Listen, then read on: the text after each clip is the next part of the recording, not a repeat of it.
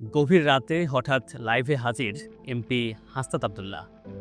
একেবারে ক্লাসরুমের মতোই ডিজিটাল বোর্ড মার্কার সব নিয়েই তিনি হাজির। উদ্দেশ্য একটাই, নিজ নির্বাচনী এলাকা দেবিদ্বার উপজেলার উন্নয়ন কর্মকাণ্ড এবং সরকারি সহায়তার খুঁটিনাটি মানুষের সামনে তুলে ধরা। এই লাইভের মাধ্যমে দেশের মানুষ প্রথমবার অর্থাৎ অনেকেই প্রথমবার জানতে পারল প্রতি রমজানে সরকার প্রতিটি উপজেলার মানুষের জন্য খেজুর বরাদ্দ দেয়।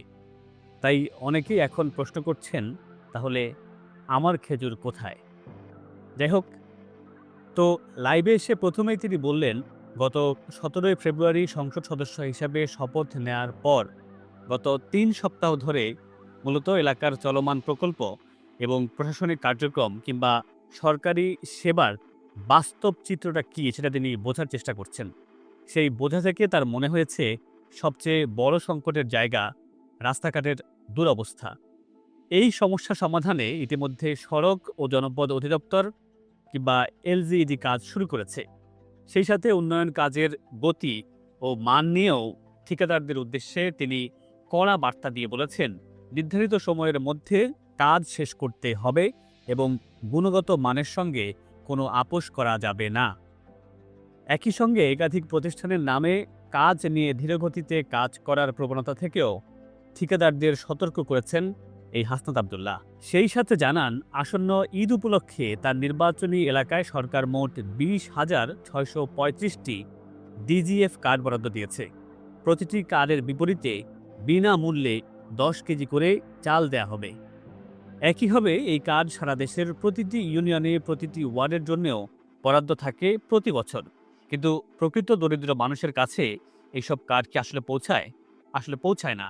তার কারণ, স্থানীয় পর্যায়ে যেসব জনপ্রতিনিধিরা থাকেন, অর্থাৎ চেয়ারম্যান কিংবা মেম্বার বা কাউন্সিলর, তারা এই কার্ডগুলো তাদের কাছের মানুষদের বা দলীয় লোকদের দিয়ে দেন।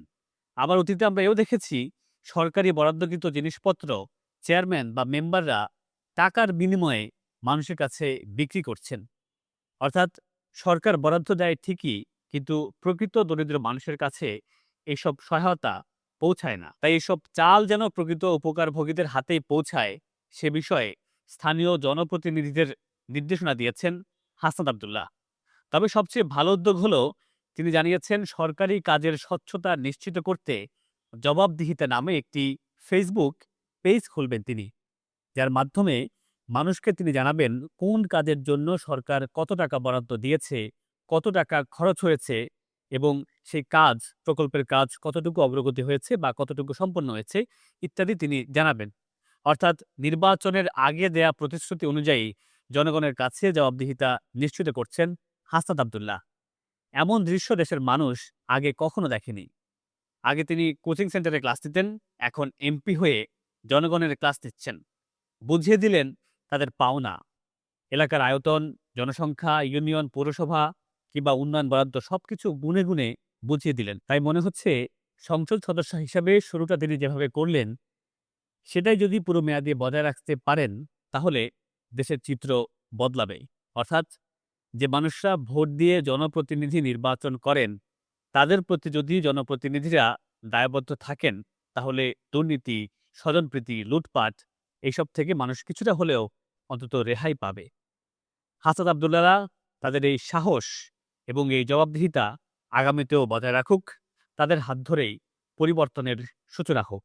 মহান মুক্তিযুদ্ধের চেতনা এবং বাংলাদেশপন্থী স্বাধীন সাংবাদিকতায় আপনিও হতে পারেন অংশীজন। নিউজ হাবের প্রচেষ্টাকে এগিয়ে নিতে যে কোনো পরিমাণ সহায়তা পাঠাতে পারেন নিচের দেয়া নম্বরে।